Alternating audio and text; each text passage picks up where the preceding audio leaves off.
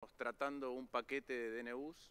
Nuestro interbloque considera que todos menos el orden de día del 99 tienen un vicio formal que tiene que ver con el plazo de antelación y con el modo de funcionamiento de la convocatoria a la bicameral de trámite legislativo, y eso fue plasmado en una nota de nuestros miembros en dicha comisión. Por eso no vamos a acompañar ninguno de esos DNUs, pero sí me quiero referir a uno en particular, por impacto y por relevancia, que tiene que ver con el decreto 690, con el DNU 690, de las TICs, Tecnología de Información y Conocimiento. La verdad es que ese DNU contiene tres partes. Lo primero que hace es congelar precios, lo segundo es intentar establecer acceso universal y lo tercero es declarar servicio público en competencia a las TICs. Quiero hablar primero del congelamiento. Nosotros estamos de acuerdo con el congelamiento, porque bueno, la cuarentena ya lleva casi 6 meses y en esos 6 meses aquellos que no pueden trabajar o que lo tienen que hacerlo desde su casa tienen más tiempo en sus hogares. Más tiempo en sus hogares es a veces más ocio en sus hogares, pero a veces son necesidades nuevas. Necesidades nuevas como tener clase por internet o necesidades anteriores que están exacerbadas, como informarse en el medio de la pandemia. Y entonces es justo y es necesario que tengamos una política con respecto a los precios en ese sector y por eso acompañamos esta medida como ya lo acompañamos. Lo acompañamos al proveer a través de la sanción de la ley de emergencia el instrumento para que el gobierno pudiera hacer esto. De hecho, lo hizo con el decreto 311 del de este año. Y lo podía hacer de la misma manera, que es lo que nosotros creemos que se debería haber hecho. Ahora, esto es fácil de lograr, es congelarlo y lo compartimos, pero después hay otros condimentos, como había dicho el decreto, que son un poquito más complejos. Por ejemplo, el acceso universal, que también es un fin muy loable, pero que no es tan fácil de garantizar. Ya seguramente el senador Cobos y la senadora González, que han tenido proyectos al respecto, van a hablar de por qué es tan importante el acceso universal, y el senador Poggi inclusive explicará cómo es que se puede hacer en San Luis, por ejemplo. Acceso universal quiere decir que consideramos a esto un derecho tan básico como otros más tradicionales, pero tener acceso universal requiere resolver dos cosas: que el servicio esté disponible y también el costo al que se puede acceder a ese servicio. Y generalmente hay tres segmentos en estos mercados. Hay un segmento que es rentable, sobre el cual no hay que hacer nada. Hay un segmento que a veces requiere una inversión inicial para que el servicio esté disponible, pero después no tienen problema para pagar el resto del servicio. Y hay otra parte de la población o de la Argentina que requiere una suerte de sustento permanente para poder tener acceso universal. Y tenemos que combinar bien estas tres cosas para poder tener la mejor solución posible y en efecto garantizar el acceso universal a todos y cada uno de los argentinos y las argentinas. Esta es una discusión extremadamente rica, muy compleja técnicamente y encima atravesada por lo que es la velocidad del cambio tecnológico en este sector.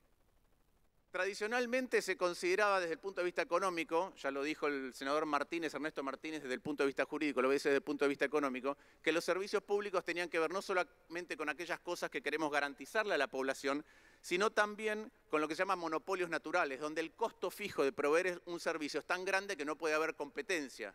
Uno no pone dos vías paralelas del tren para dos trenes distintos que van al mismo lugar, no hace dos veces el mismo caño de agua, no tiene sentido. Eso se llama monopolio natural.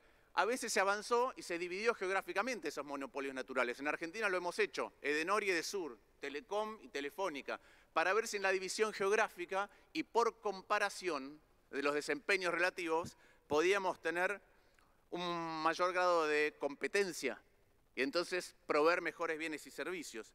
Yo recuerdo cuando recién volví de mi posgrado, en ese momento me especializaba en pobreza y distribución de ingreso y en organización industrial, y me convocaron para el rebalanceo tarifario de las telefónicas habituales, de las líneas fijas.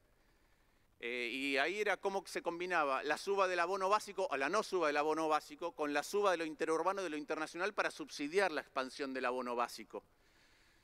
¿A efectos de qué? De lograr mayor inversión, mayor cobertura, acceso universal y al mismo tiempo rentabilidad para poder invertir. Nosotros hicimos la propuesta más progresista, no fue la que se abrazó en ese momento, pero sí recuerdo que teníamos discusiones técnicas muy profundas sobre un tema complejo en ese momento, menos complejo que actualmente por la tecnología. Creo que seguimos discutiendo los mismos temas que hace mucho tiempo en la Argentina, pero cada vez con peor calidad técnica.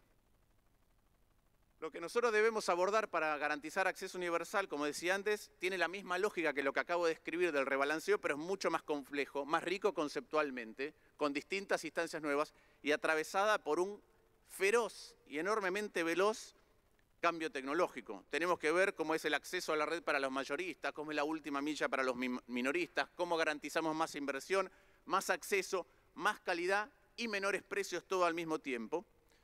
Tanto cambió ese mundo que Internet, el acceso a Internet sube, el de la telefonía móvil también, y el acceso universal a la telefonía fija baja. Hay menos teléfonos fijos.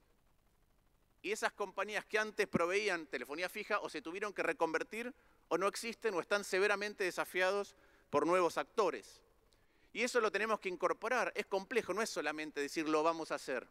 Piensen ustedes lo siguiente, este aparatito que tenemos ahora todos en el bolsillo es el avance tecnológico de mayor velocidad de difusión en la historia del planeta. El avance tecnológico de mayor velocidad de difusión en la historia del planeta. Mi hijo, por ejemplo, todavía no puede creer que cuando yo era chico no había teléfonos móviles. Y sin embargo hoy hay más líneas de teléfonos móviles que habitantes. Nunca antes en la historia de la humanidad pasó esto. Por eso requiere que lo abordemos como corresponde, que incorporemos lo que implican esos saltos tecnológicos.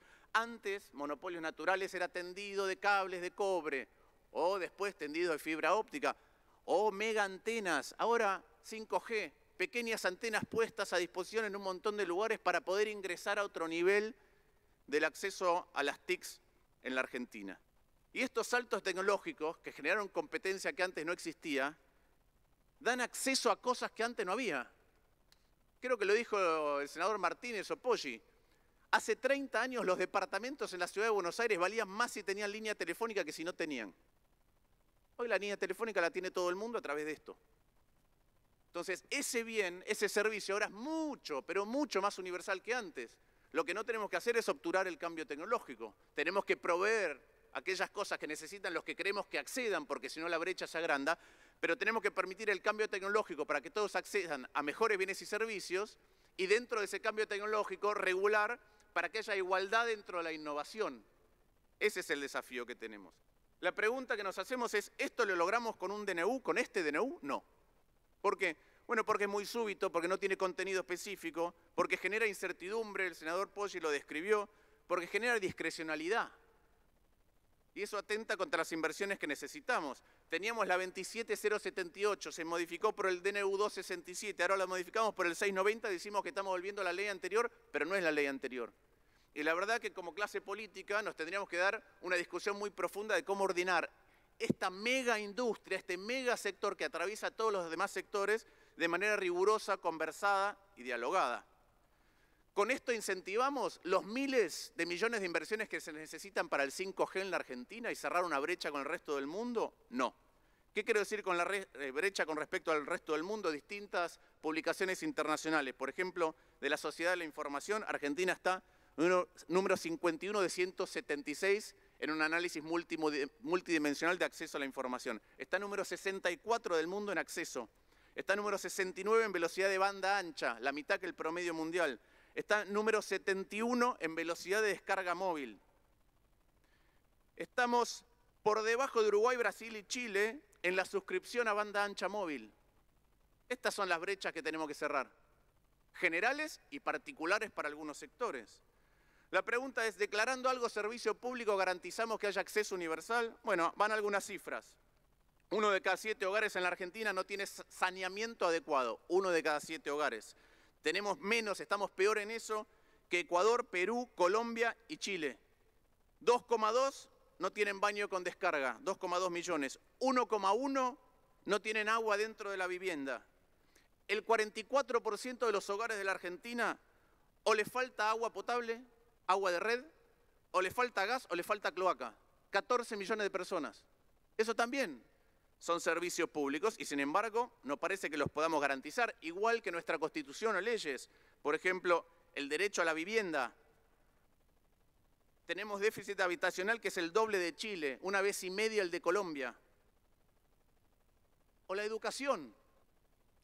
Solamente el 71% de los jóvenes entre 24 y 26 años terminaron el secundario. Entonces, gestionar estos derechos es mucho más complejo que solamente garantizarlos un día con un DNU. No basta lo declamativo, necesitamos mejores leyes y gestionar en virtud de esas leyes en serio. Y voy a dar un ejemplo. Lo escuché anoche al presidente Fernández hablar de que uno de los motivos para esto es la concentración en el sector.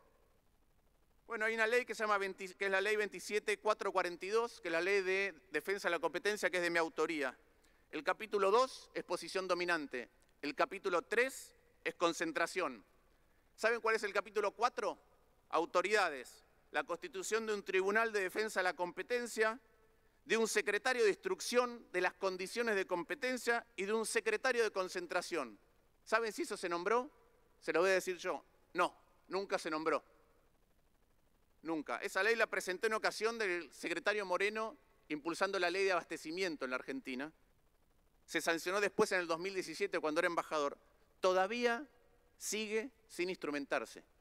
Hablamos siempre de concentración, hablamos siempre de garantizar derechos, hablamos siempre de igualdad, hablamos de defender a los más débiles. No pasa nada, ahí está la ley, usémosla. ¿Por qué es tan importante regular como corresponde en esto? Tiene que ver con la libertad de expresión, tiene que ver con la educación, tiene que ver con la salud, tiene que ver con la igualdad, tiene que ver con el acceso igualitario a la información, tiene que ver con un salto de productividad que permita aumentar las exportaciones. Ahí está la Ley de Economía de Conocimiento sin tratarse todavía. Tiene que ver con Internet de las cosas, tiene que ver con la inteligencia artificial, tiene que ver con el futuro. No es un DNU, es un trabajo mucho más amplio que nos debemos como clase política. Muchas gracias. Gracias, senador. Tiene la palabra senadora Mirkin. Muchas gracias, señora presidenta. En realidad, a mí me tocaba hablar sobre el decreto 157 que tiene que ver con